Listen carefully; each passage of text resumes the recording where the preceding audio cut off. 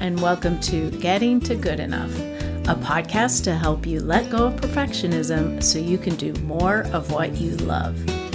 I'm Shannon Wilkinson, a life coach in Portland, Oregon. I'm a recovering perfectionist who's getting better at good enough. And I'm Janine Adams, a certified professional organizer in St. Louis, Missouri, and I'm lucky enough to be naturally good at good enough. And today, we're talking about venturing out of your comfort zone. Hey,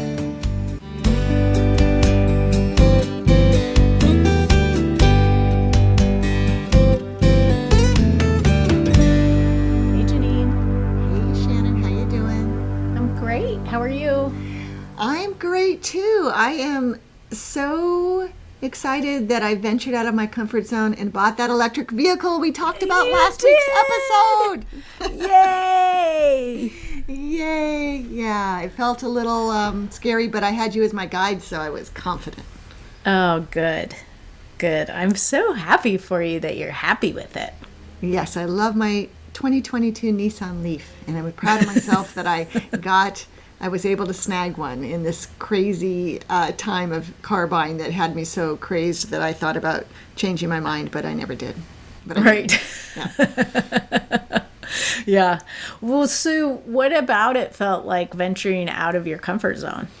Well, the car that I ended up securing was in Kansas City, Missouri, or Kansas City, Kansas, actually, which is about 250 miles from St. Louis, where I live, and that's longer than the battery. You know, I had to get it charged. So there was a little discomfort in figuring out, and you helped me, where I might get it charged and how I was going to navigate that, and then just sort of in general thinking about different challenges around fueling the car. Right? I mean, when there's not a gas station on every corner, but it turns out I'm really enjoying the challenge of thinking about that. Like, I'm learning something new, and it's making me really happy. That's great. Yeah. Yeah. And that seems like a really good way to kind of support yourself in venturing out of your comfort zone is to see it as a challenge. Yeah, absolutely. It's absolutely as a fun challenge. Exactly, a fun challenge. Yeah, the drive from Kansas City was a little bit less fun challenge when the place that I had planned to charge was out of order.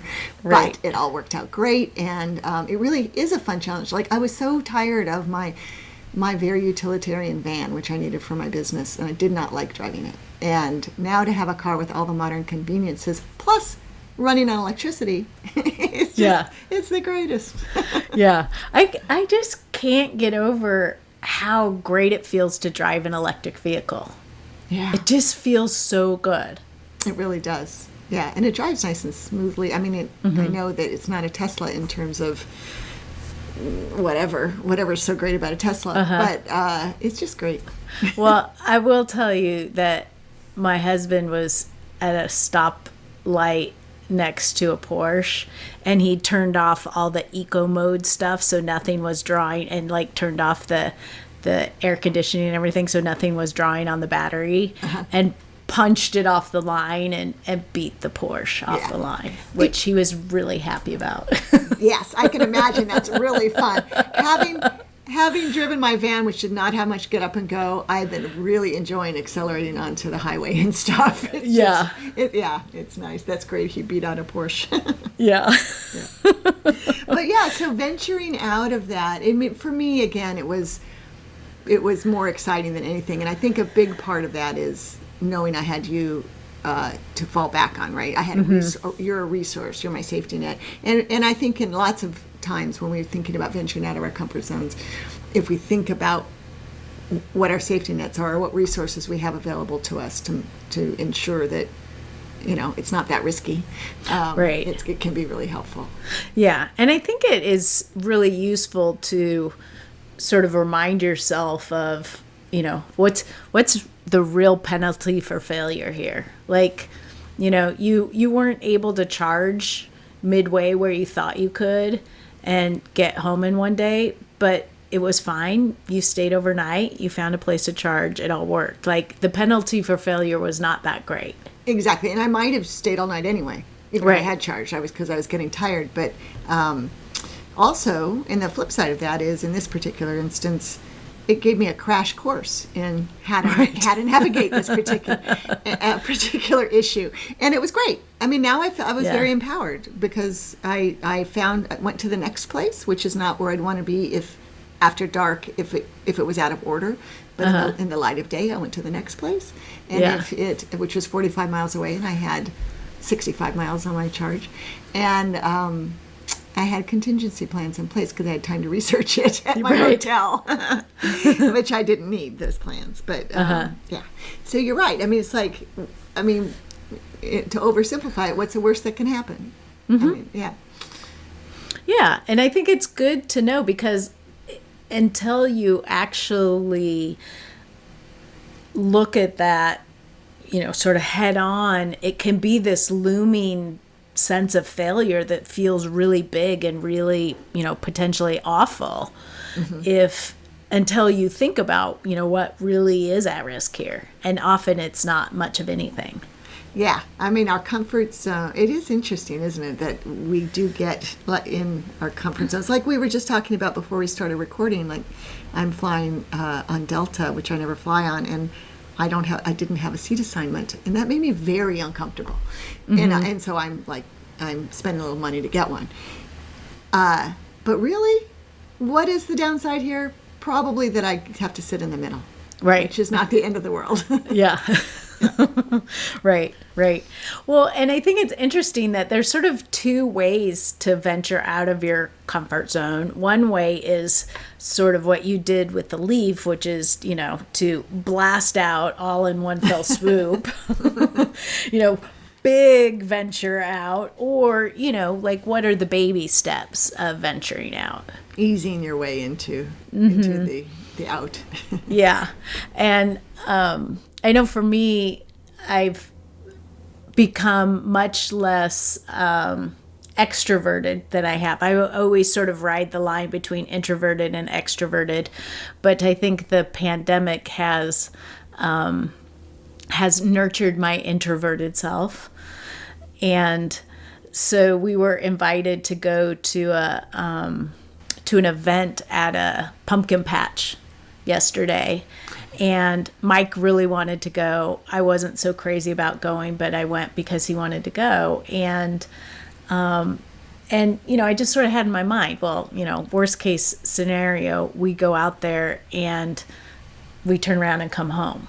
Mm-hmm. And so, just sort of easing into it and reminding myself, if I'm uncomfortable, if it feels unsafe, if it rains, whatever, we can always turn around and come home. And you drove your Nissan Leaf, right? We did. So you had a fun drive out there. We had a fun drive out there, and then we went out. We had a great time. I had a pumpkin spice hard cider. Oh. It was so good.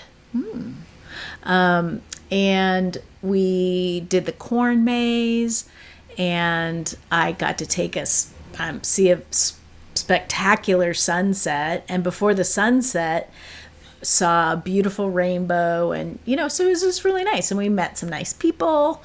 So it was really fun. I was really glad I did it, but I sort of, eased my way into it with the caveat that we can always turn around and come home. Right. And it sounds like such a wholesome activity. Yeah, going to a pumpkin patch. Yeah.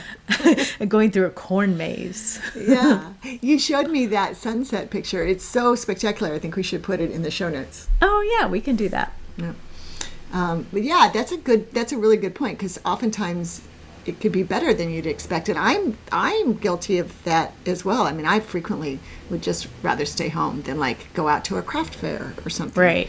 Whereas I might find the greatest crafts at a craft. I love craft fairs, but I usually just don't want to get there and deal with parking and the people and all that stuff. Yeah. And now with COVID, I've really not wanted to do that. I just passed up the opportunity to go to one a couple weeks ago. Mm-hmm. Yeah, I mean, if you feel safe and it's just a matter of getting past that little bit of discomfort. Right. Yeah. Right. And being open to the possibility that you might enjoy it and have fun. Right. And enjoy the challenge if there's a challenge to it. Mm-hmm. And I'm thinking about things like, accepting opportunities to do webinars or speak at conferences or what have you. Same thing, like, boy, I speak at I do that stuff, but lots of times I'd rather just say no. Yeah. It feels a little scary. But usually it's amazing. And there's always great things that come out of it. I've never had I was going to say I've never had a speaking engagement that didn't have an upside, except for the one time I spoke at the library and one person showed up. And English wasn't his first language. Oh, no. So we just sort of sat down together at a table and had a conversation. But that one wasn't the best. But generally speaking... Although you might have changed that man's life. I might have. I don't feel I had that impact, but maybe I did. Yeah. But it's good to, I don't know, I feel like my brain got retrained over the last year and a half to focus on the risks as opposed to the rewards. And one of the ways to, help you venture out is to pay attention to the rewards. That's a really good point. I mean, we have for 18 months have been living in a very risk-aware state. Yes. Like every single day. Yeah. So we can't really understate the impact of that. Right. And this isn't to say, throw off your masks, don't get vaccinated, and go do whatever you want, but I think we're all well versed in how to mitigate the risk. Mm-hmm. And, and maybe be open to exploring your comfort level in different situations so that you can venture out. Like, I'm still not feeling comfortable like I want to go sit in a restaurant. Mm-hmm. But I know plenty of people do. Right. Yep. Yeah, I turned down the opportunity to go to the symphony recently because I just could not bring myself to sit in a large group of people in close proximity, even though masks were required as were proof of vaccination. But Barry was happy to go. He had a great time. One of his friends took my ticket, so, it's all individual. Right. And, there have been a lot of things I've been averse to doing, but I'm going to go do exactly that. Go sit in... That's right. In a theater, and with, everyone will be masked and have to have shown proof of vaccination.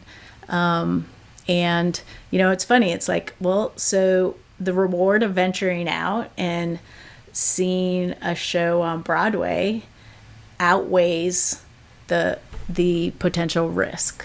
Well, especially now that you're vaccinated, and hopefully you will not get a breakthrough case of COVID, but if you did, it's not going to probably put you in the hospital and so forth. Remind me, what are you going to see? We are going to see Six, which is about Henry VIII's wives. And we're going to see Come From Away. Oh, nice. About tell me what it's about. That's about the town, yeah.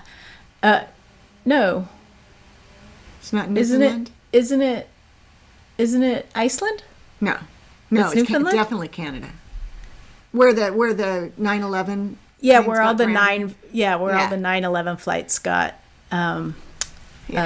diverted to and grounded, and then the whole town comes out to take care of like the thousands of people that got stuck there. Right. It's Canadian. It's Newfoundland and Labrador.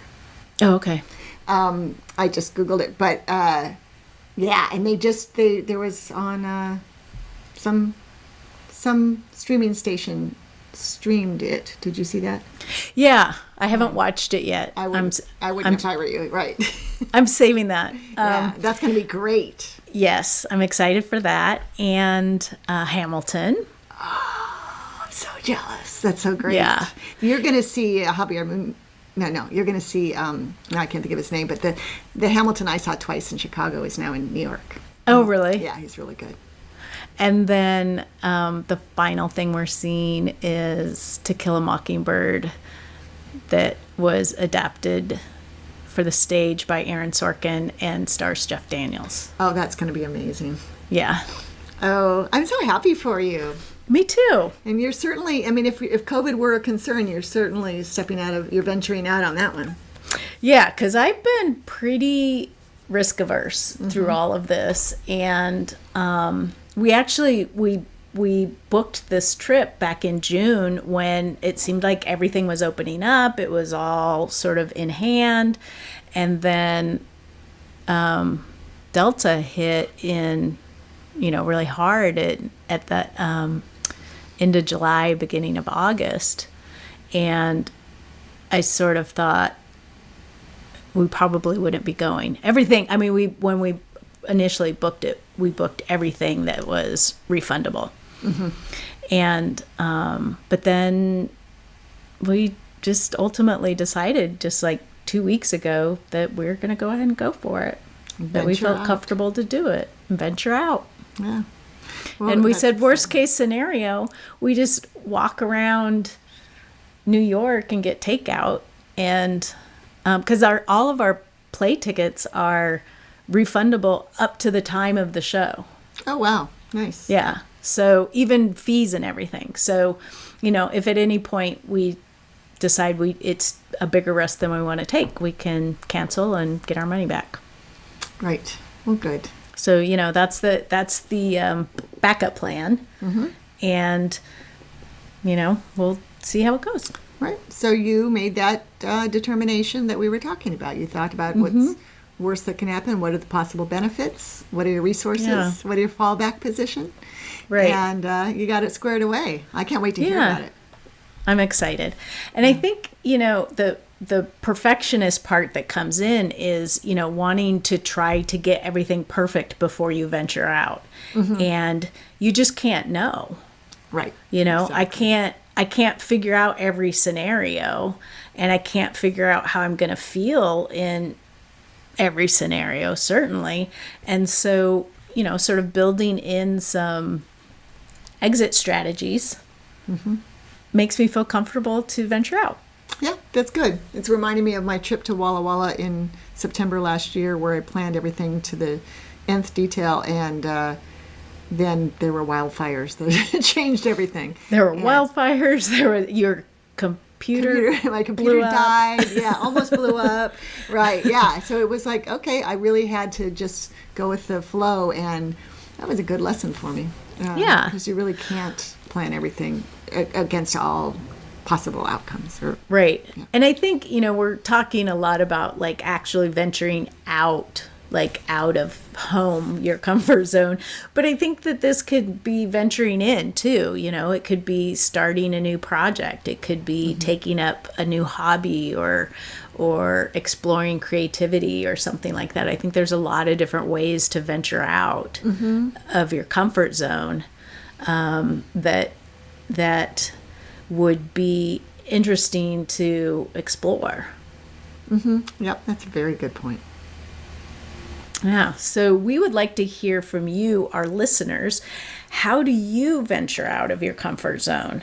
You can let us know on social media. On Facebook and Instagram, we're at Getting to Good Enough, and on Twitter, we're at GTG Enough. You can head over to gettingtogoodenough.com and leave a comment in the show notes, or you can leave us a voicemail message at 413-424-GTGE. That's 4843. Until next time, this is Shannon Wilkinson in Portland, Oregon. And Janine Adams in St. Louis, Missouri. And we hope that good enough is getting easier for you.